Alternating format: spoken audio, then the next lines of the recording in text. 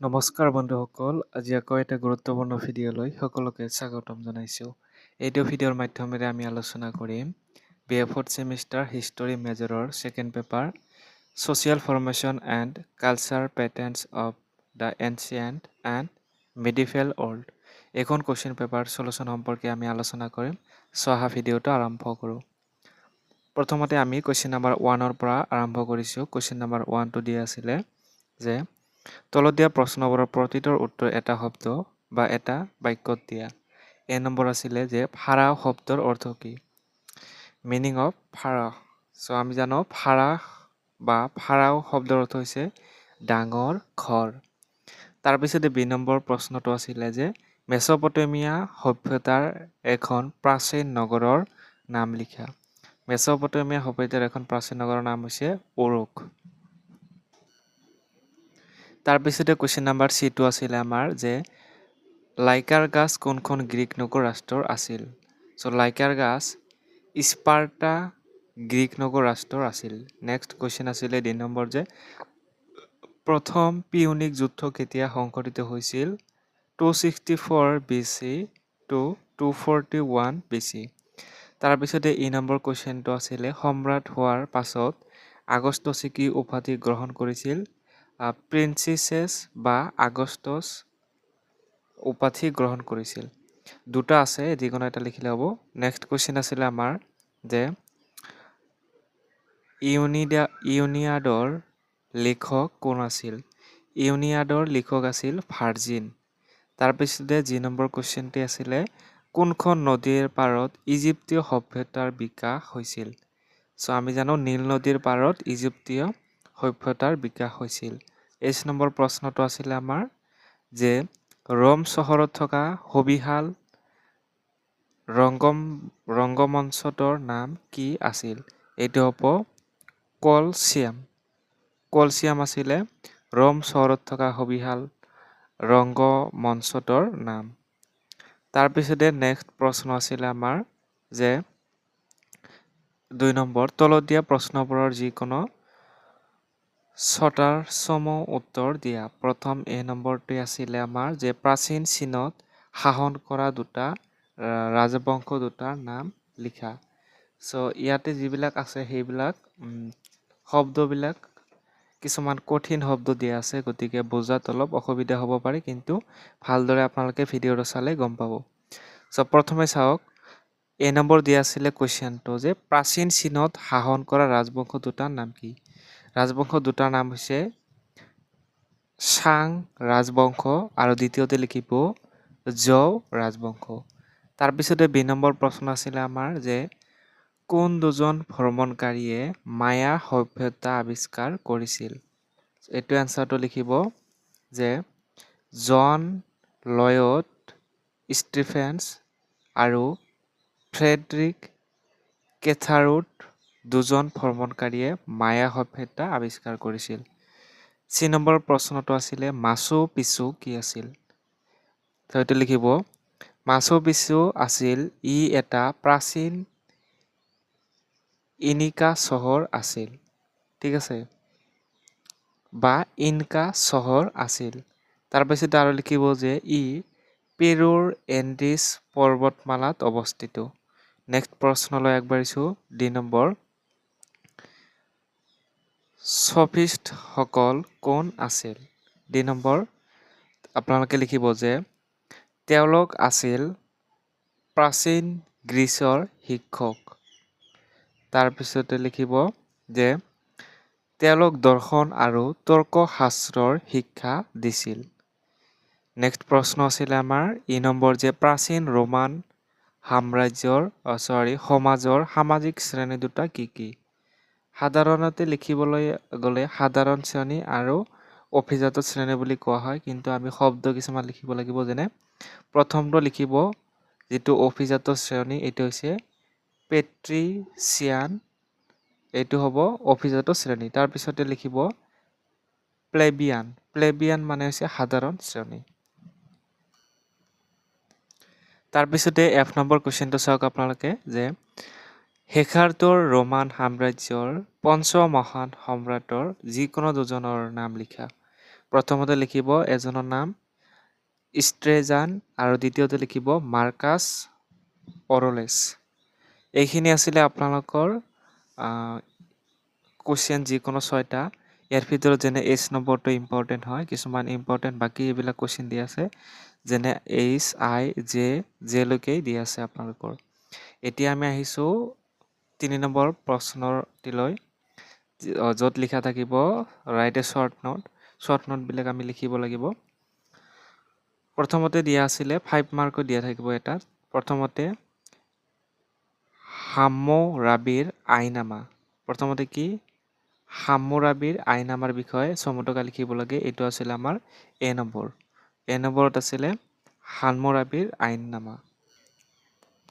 চ' এনচাৰটো চাব যে হাম্মুৰাবিৰ আইননামা প্ৰাচীন লিখিত আইন। এইখন বেবিলনৰ ৰজা হাম্মুৰাবিয়ে প্ৰণয়ন কৰিছিল। শিলৰ স্তম্ভ 282টা নিয়ম এটা ডাঙৰ পাথৰত খোদিত কৰা হৈছিল। মুখ্য নীতিসমূহ এনেধৰণৰ যে ই চকুৰ সলনি চকু নীতিৰ ওপৰত আধাৰিত আছিল। ইয়াৰ উদ্দেশ্য হৈছে সমাজত প্ৰতিশোধমূলক ন্যায় আৰু অনুশাসন বৰ্তাই ৰখা। দ্বিতীয় আমাৰ যিটো বি নম্বৰ আছিলে মায়া কেলেণ্ডাৰ। এই মায়া কেলেণ্ডাৰ কি, ইয়াৰ বিষয়ে লিখিব লাগে। এনচাৰটো চাব, মায়া কেলেণ্ডাৰ উন্নত প্ৰণালী। ই মায়া সভ্যতাৰ এক জটিল সময় গণনা ব্যৱস্থা। 3টা ভাগ, যেনে ইয়াত টচলকিন, হাব আৰু লক কাউণ্ট কেলেণ্ডাৰ আছিল। নিখুঁত গণনা, যেনে ইয়াৰ দ্বাৰা ঋতু আৰু সৌৰবৰ্ষ গণনা কৰা হৈছিল। আৰু ব্যৱহাৰ হৈছে কৃষি আৰু ধৰ্মীয় উৎসৱৰ সময় নিৰ্ধাৰণত ব্যৱহাৰ কৰা হৈছিল। নেক্সট প্ৰশ্ন আছিলে চি নম্বৰ ইনকা স্থাপত্য। ইয়াৰ বিষয়ে লিখিব লাগিব। ইনকা স্থাপত্য অনন্য শৈলী। ই ইনকা সাম্ৰাজ্যৰ অতি উন্নত নিৰ্মাণ কলা আছিল। শিলৰ জোৰা, অৰ্থাৎ ইয়াত মৰ্টৰ বা চিমেণ্ট নোহোৱাকৈ শিল জোৰা লাগিছিল। ভূমিকম্প প্ৰতিৰোধী এই গাঁথনিসমূহ ভূমিকম্পত ভাঙি পৰা নাছিল। উদাহৰণ পেৰুৰ বিখ্যাত মাচু পিচু ইয়াৰ শ্ৰেষ্ঠ উদাহৰণ। নেক্সট আমাৰ 2 নম্বৰ প্ৰশ্ন আছিলে গ্ৰীক দৰ্শন। গ্ৰীক দৰ্শনৰ উৎপত্তি আৰু কেন্দ্ৰ খ্ৰীষ্টপূৰ্ব 6ষ্ঠ শতিকাত প্ৰাচীন গ্ৰীচত, বিশেষকৈ এথেন্সত ইয়াৰ বিকাশ ঘটিছিল। যুক্তিৰ ওপৰত গুৰুত্ব, অৰ্থাৎ গ্ৰীক চিন্তাবিদসকলে অন্ধবিশ্বাসৰ সলনি প্ৰকৃতি আৰু মানৱ জীৱনক যুক্তি আৰু বিজ্ঞানৰ মাধ্যমেৰে বুজিবলৈ চেষ্টা কৰিছিল। ত্ৰিমূৰ্তি দৰ্শন ইয়াৰ মূল ভেটি গঢ়ি তুলিছিল 3গৰাকী মহান দাৰ্শনিকে, যেনে ছক্ৰেটিছ, প্লেটো আৰু এৰিষ্টটল। প্ৰভাৱসমূহ, যেনে ইয়াৰ নীতিসমূহে আধুনিক বিজ্ঞান, ৰাজনীতি আৰু সমগ্ৰ পশ্চিমীয়া চিন্তাধাৰাক গভীৰভাৱে প্ৰভাৱিত কৰিছে। এইখিনি আছিলে আপোনালোকৰ 3 নম্বৰ। যিহেতু যিকোনো 4টা দিছে, আমি 4টা আলোচনা কৰিছোঁ। নেক্সট আপোনালোকৰ ৰোমান চিনেট দিয়া আছে আৰু পেক্স ৰোমানাৰ বিষয়ে দিয়া আছে। তাৰপিছতে যি নম্বৰটো আছিলে মেনৰ ব্যৱস্থা আৰু এইচ নম্বৰ মধ্যযুগীয় ইউৰোপৰ বাণিজ্য। এইটো ইম্পৰ্টেণ্ট হয়। 4 নম্বৰ প্ৰশ্নটিলৈ আমি আগবাঢ়িছোঁ, য'ত তলত দিয়া প্ৰশ্নবোৰৰ যিকোনো 2টা উত্তৰ লিখিব লাগে। প্ৰথমতে 10 নম্বৰটো চাওক। 10 নম্বৰকৈ দিয়া থাকিব যিকোনো 2টা। ইয়াতে 5টা কুৱেশ্যন দিয়া আছে। প্ৰথম কুৱেশ্যন এ নম্বৰটো আছিলে ইজিপ্তীয় সভ্যতাৰ সমাজ আৰু সাংস্কৃতিক জীৱন আলোচনা কৰা। চ' ইয়াৰ বিষয়ে আমি লিখিব লাগিব। চ' আপোনালোকে এনচাৰটো চাব স্ক্ৰীনত দিয়া ধৰণে, যে ইজিপ্তীয় সভ্যতাৰ সমাজ আৰু সাংস্কৃতিক জীৱন সমাজ ব্যৱস্থা স্তৰীভূত সমাজ। মিছৰীয়া সমাজখন পিৰামিডৰ দৰে বিভক্ত আছিল। ফাৰাৱন স্থান সৰ্বোচ্চ স্থানত ধৰ্মীয় আৰু ৰাজনৈতিক প্ৰধান ফাৰাও আছিল। উচ্চ শ্ৰেণী পুৰোহিত, অভিজাত আৰু চৰকাৰী কৰ্মচাৰীসকল উচ্চ শ্ৰেণীত আছিল। তাৰপিছতে আছে মধ্যম শ্ৰেণী। সদাগৰ, কাৰিকৰ আৰু লিপিকাৰসকল এই শ্ৰেণীত আছিল। নিম্ন শ্ৰেণী খেতিয়ক আৰু দাসসকল আছিল সৰ্বনিম্ন স্তৰৰ। মহিলাৰ স্থান সমাজত মহিলাৰ মৰ্যাদা, জীৱনৰ বহু ঈশ্বৰবাদ। তেওঁলোকে প্ৰকৃতিৰ বিভিন্ন শক্তিক পূজা কৰিছিল, যেনে সূৰ্য দেৱতা ৰা আছিল তেওঁলোকৰ প্ৰধান দেৱতা। চ' বাকীখিনি চাব আপোনালোকে নিজে।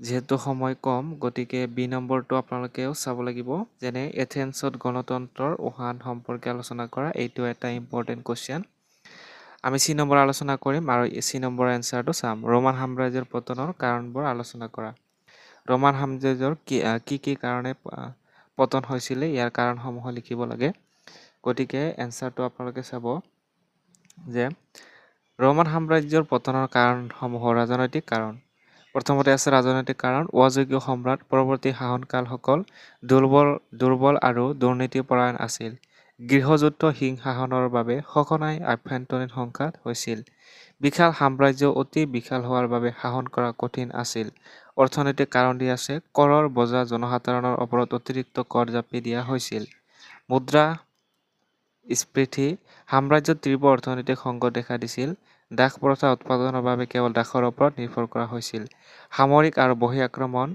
ভাড়াতীয়া সৈন্যবাহিনীত বিদেশী বা ভাড়াতীয়া সৈন্য বৃদ্ধি পাইছিল অনুশাসনৰ অভাৱ ৰোমান সেনাৰ মাজত দেশপ্ৰেম আৰু অনুশাসন হ্ৰাস পাইছিল বৰ্বৰ আক্ৰমণ দিয়া আছে